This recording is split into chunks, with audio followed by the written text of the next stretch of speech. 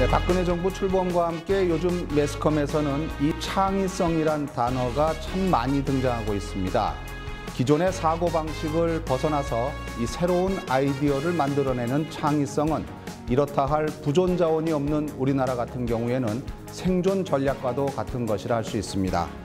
오늘 인물 포커스에서는 부총리 겸 과학기술부 장관을 지내시고 최근에는 창의공학연구원을 이끌고 계시는 김우식 이사장님을 모시고 요즘 화두가 되고 있는 이 창의성에 대해서 말씀 나눠보겠습니다.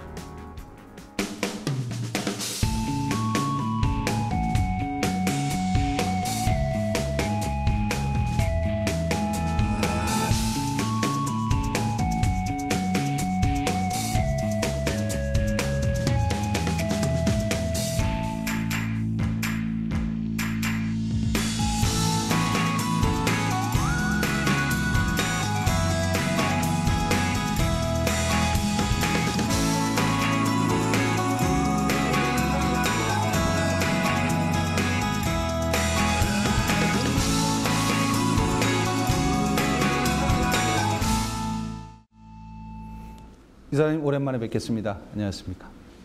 요즘 어떻게 지내셨습니까? 요즘 저희 몰두하고 있는 것이 창의공학연구원과 또 과학문화융합포럼 그 두 그룹의 그 책임을 맡고 지금 열심히 하고 있는데 그것이 또 제가 여러 가지 일을 생각할 때 감사한 일을 많이 제가 혜택을 받았다 이런 생각을 갖고서 이 두 기관에 대해서 열심히 기여를 해야겠다 하는 마음 가지고 지금 임하고 있습니다. 창의공학연구원과 과학문화융합포럼. 네, 어떻게 보면 좀 생소하게 생각하실 분들이 많을 것 같거든요. 우선 창의공학연구원은 어떤 일을 하는 곳인지 설명해 주시죠. 우선 창의공학연구원을 말씀드리면은 지금 아주 새롭게 만들었던 말보다는 창의공학은 인간이 가지고 있는 창의 잠재력, 이 창의 잠재력을 많이 발현시킬 수 있도록 어떻게 하면 발현시킬 수 있을까 하는 것을 깊이 연구하는 것이고, 또 과학문화융합포럼은 종래의 과학기술, 또 종래의 문화예술, 이 두 가지를 한번 접목을 시켜서 융합을 시키면은 또 다른 새로운 뭐가 나올 수 있다. 그런 측면에서 창의공학하고 또 이 과학문화융합이 매우 밀접한 관계에 있어서 저는 지금 제 사무실에 두 조직을 같이 운영하고 있습니다. 예. 이 창의성이라는 게 제가 이제 시작하면서 말씀했습니다만은 요즘 아주 화두가 되다시피 했거든요. 근데 이미 이 창의공학연구원을 만들겠다고 생각하신 거는 굉장히 오래전 아닙니까? 언제쯤이시죠? 지금 창조경영을 들고 이 박근혜 정부가 이 창조경영을 들고 나온 것도 그 뭐 시기적인 문제보다도 그 창의성, 창조성의 중요성을 강조하고 나온 거라 저는 그렇게 이해하고 있는데, 그는 저는 아주 시적절한 거다 이렇게 보고 있는데요. 창의성, 창조성은 많이 나올수록 그만큼 가치가 있지 않느냐, 우선 그렇게 생각하고 있고, 그런데 어떻든 지금 잘 들고 나왔다 저는 생각하고 있고, 조금 그 쓰는 데 있어서 설명하는 사람에 따라서 좀 다른 게 좀 비춰지지 않았느냐 하는 게 있는데, 저는 이제 우선 미래창조과학부가 만들어질 때 굉장히 관심을 갖고 어떻게 이게 만들어지느냐를 이제 주시했던 사람 중에 한 사람인데, 미래창조과학부 도대체 이게 뭐냐, 왜 이렇게 이름이 복잡하냐 이런 말도 시비도 나오고 그랬는데, 저는 얼마 전에 그 우리 장관들 모임에, 역대 장관들 모임에서 그런 말을 했습니다. 미래창조과학부 어렵게 얘기할 거 없다. 미래를 창조하는 과학부다. 얼마나 간단하냐. 미래를 창조하는 과학부다. 그런데 어떻게 미래를 창조할 거냐. 이제 그런 노하우를 우리가 개발하고 찾아내고 그래야 되는데, 창조경제도 그렇다고 봅니다. 창조경제도 과학기술과 ICT, 소위 과학기술과 ICT를 바탕으로 거기에 창의성을 도입해서 새로운 그 무엇을 창출시켜서 그것을 산업화하고 경제에 직결시켜서 일자리들 많이 창출하고 국부를 창출한다. 그게 창조 경제의 핵심이라고 봅니다. 그렇기 때문에 이제 앞으로 우리가 해야 할 일은 어떻게 과학기술을 바탕으로 해서 ICT를 바탕으로 해서 어떻게 창의성을 도입하느냐, 어떤 창의성을 도입하느냐, 그런 것들이 매우 중요한 과제라고 저는 보고 있습니다. 이 인문학과 자연과학의 어떤 융합을 통해서 새로운 어떤 시너지를 만들어내는 것도 그 중에 하나라고도 볼 수 있다는 거죠. 물론이죠. 그러면서 지금 창의공학연구원과 과학문화융합 프로그램을 하시는 거는 그러면서 참 이 적절한 그런 선택을 하는 제가 게 그런 아닌가. 지금 꿈이 있어서 그래서 창의공학, 창의성에 대해서 제가 관심 가진 것은 사실은 2000년 8월에 제가 이제 총장에 연세대학교 총장이 취임을 했는데 가을 어느 날 교정을 내려다보고 있다가 학생들이 가득히 이제 움직이는 그 흐름을 보고서 갑자기 가슴이 답답해지는 것을 느꼈습니다. 그래서 그때 총장이 해야 할 책무, 또 이 대학을 어떻게든지 한 단계 업그레이드 시켜야 되는데 그러려면 저 학생들을 어떻게 잘 교육시켜야 될까? 또 교수분들은 또 어떻게 우리가 모셔서 대우를 해야 될 건가? 또 시설은 또 어떻게 할 건가? 이런 여러 가지가 참 많이 복잡한 것이 현실이었습니다. 그럴 때 뚜렷한 지금 생각은 이렇게 떠오르지 않고, 물론 일반적으로 우리가 얘기하는 그런 교육, 연구, 봉사 뭐 이런 것들에 대해서는 기본은 갖고 있지만은, 그런데 사실은 경쟁 사회에서 대학도 경쟁입니다. 그러면 다른 대학이라고 해서 그런 경쟁에 도외실 이유 없죠. 그래서 그러면 이 경쟁이라고 하는 것은 누가 한 발 빠르게 효율적으로 그 이니셔티브를 쥐느냐거든요. 그럴 때 제가 생각한 것이, 내가 총장으로 있으면서 이 대학, 저 학생들, 저것을 어떻게 한 단계 올릴까? 무슨 방법으로? 그 무슨 방법으로 할 때 고민을 하게 된 겁니다. 무슨 방법? 무슨 좋은 생각이 없을까? 그게 바로 아이디어고 그게 바로 창의성이었습니다. 그래서 제가 이제 2009년에 이제 2000년 8월에 취임해서 2002년에 창의성 연구 모임을 발족시켰습니다. 그건 제 개인적으로 교수님 몇 분하고 이렇게 모여서 창의성이라고 하자. 좋은 아이디어를 우리가 창의성이라고 하자. 그렇게 이름 붙여서 그것에 대해서 우리가 공부 좀 하자. 그래서 심리학 교수님도 계시고 해서 공부 시작한 것이 바로 단초가 된 겁니다. 이 대학 총장으로서 학생들이 움직이는 것을 보고 있을 때 굉장히 답답하다 이렇게 생각합니다. 내가 어떻게 해야만 되나. 이 학생들을 어떻게 좀 더 좋은 여건에서 교육을 시키고 그렇습니다. 좋은 인재로 양성해서 사회에 배출할 것이냐에 대한 고민. 거기서부터 이 창의성이 시작되는 거죠. 그리고 다른 대학교와의 차별성을 구축하라.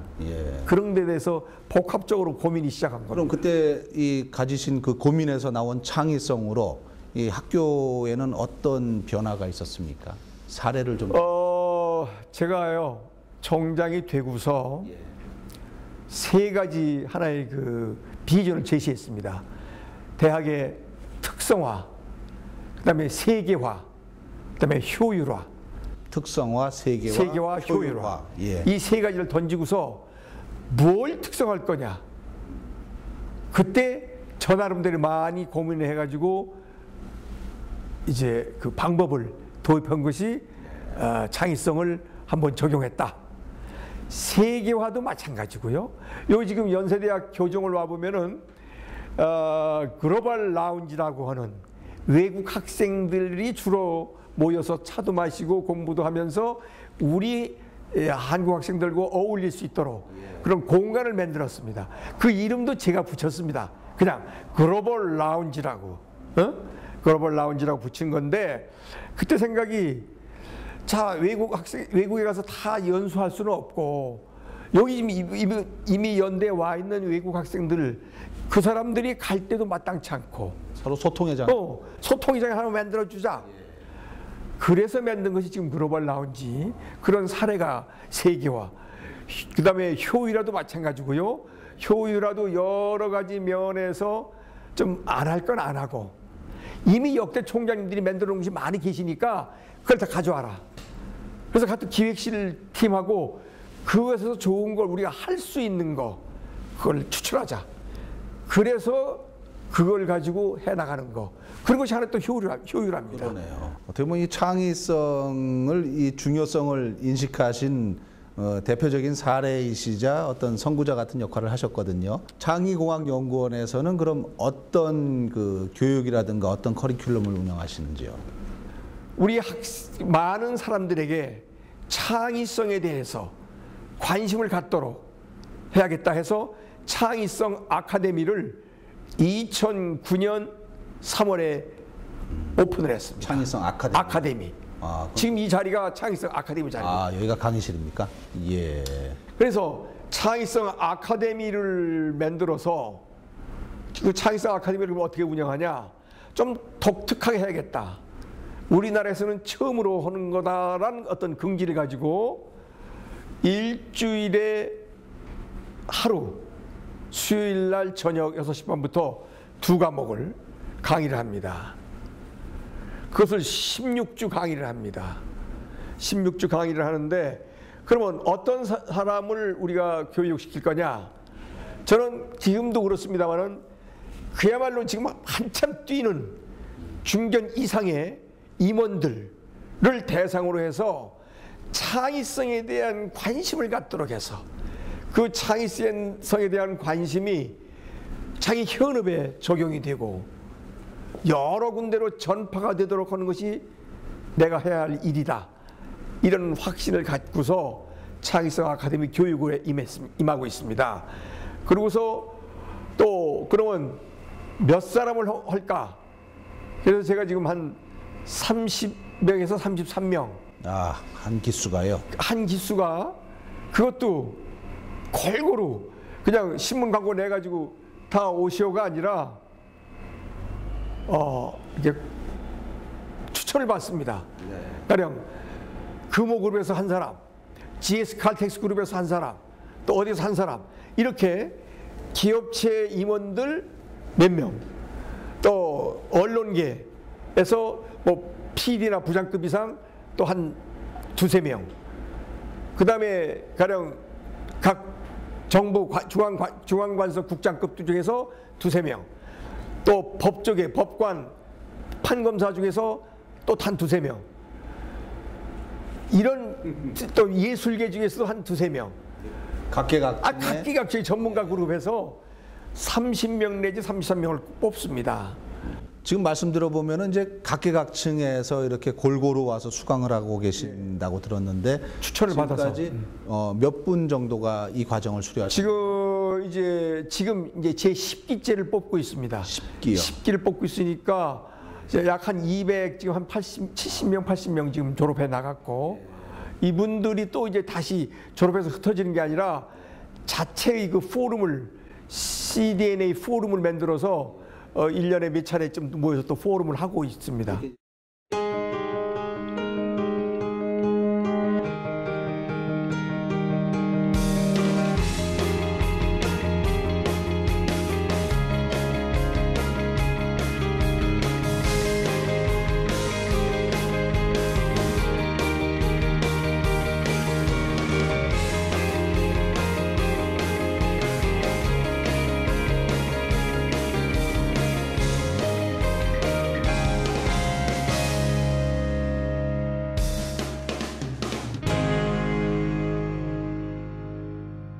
최근에 그 중국 칭화대학과 미국과도 이렇게 교류를 맺으셨다 그러는데 어떤 관계가 된 것입니까? 우리 부원장으로 하고 있는 분이 이제 브레인 이노베이션 쪽에 아주 오랜 동안 빅데이터를 가지고 그야말로 연구를 하고 있는 분 중에 하나인데, 그분이 이제清華대학에 가서 그 창의성 아카데미 비슷한 것을 만들면 어떠냐 해서 좋다, 한번 시도해보자.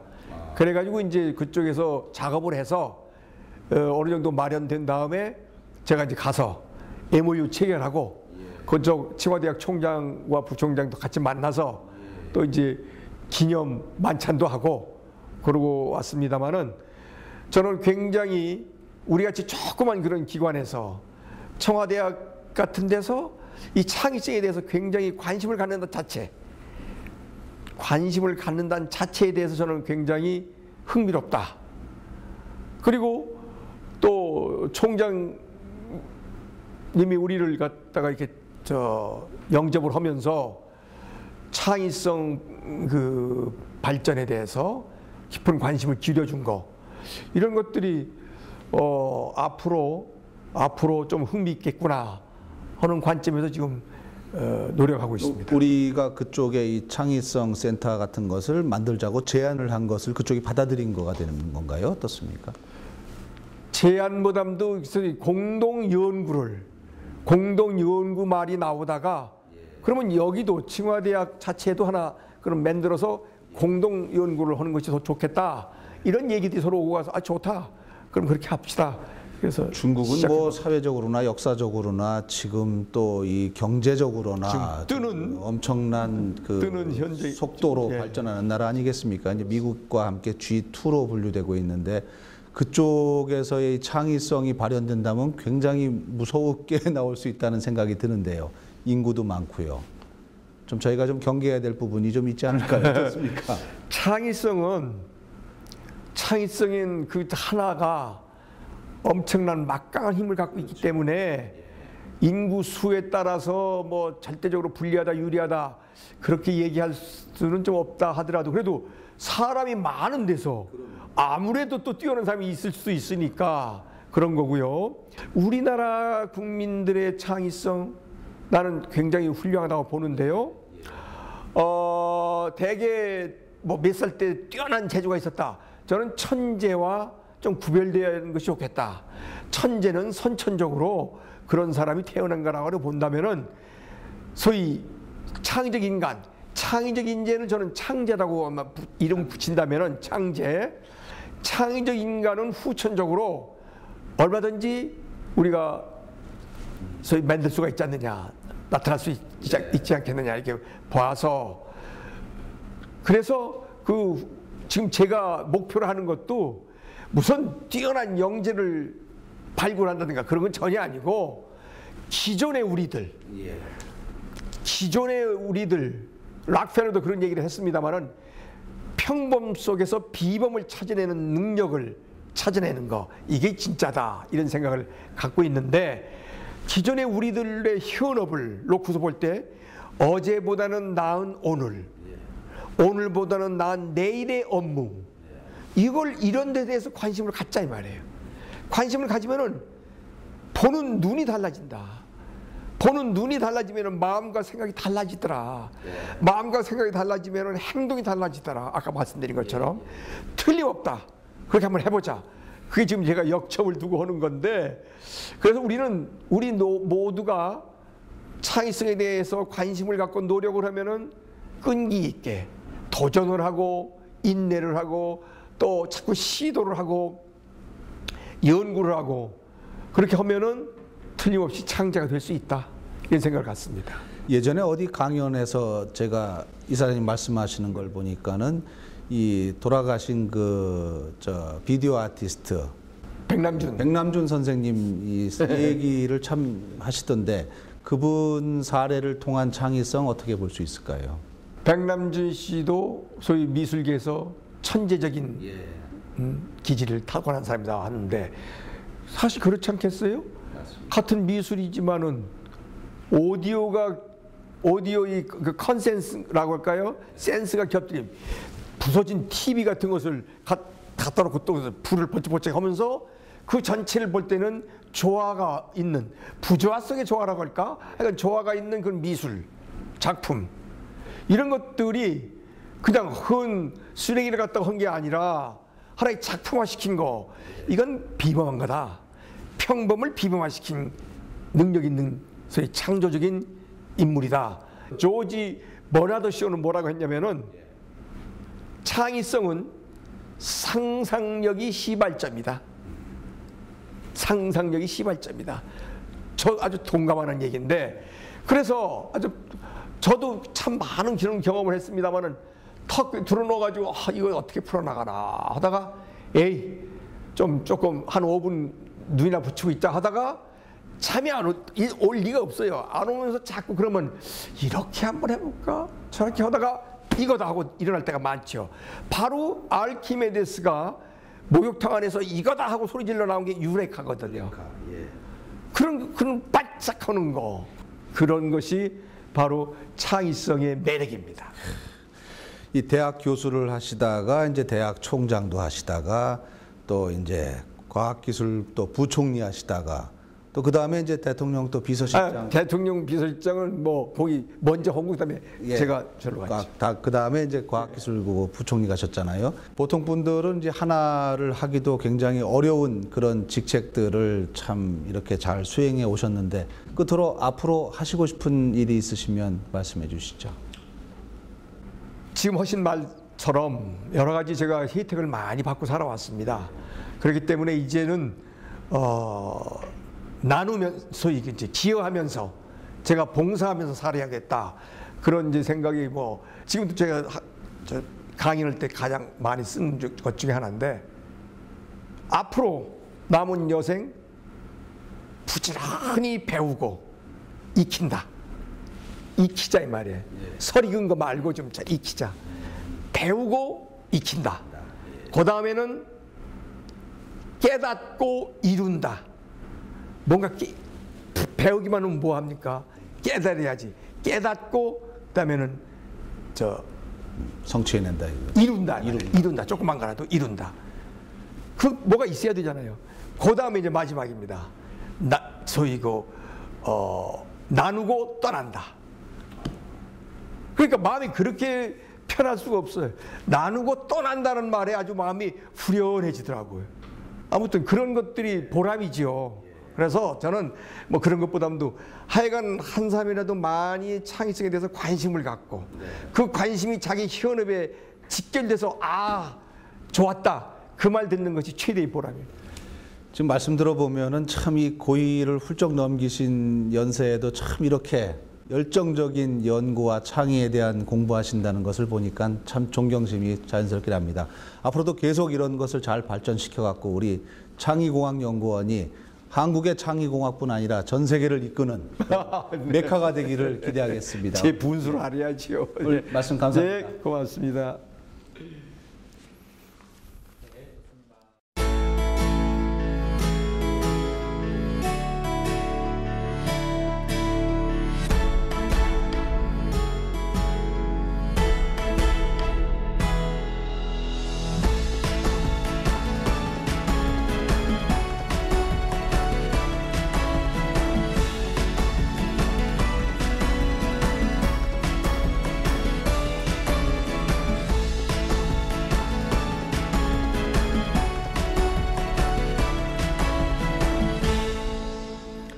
네, 대한민국은 이제 이 창의성이란 씨앗을 바탕으로 더 큰 미래를 준비하고 있습니다. 이 무한 상상력의 바탕을 둔 과학은 놀라운 경쟁력을 낳을 수가 있습니다. 21세기를 선도할 창의적 인재 양성, 대한민국 미래에 대한 투자입니다. 인물 포커스 오늘 순서 마치겠습니다. 고맙습니다.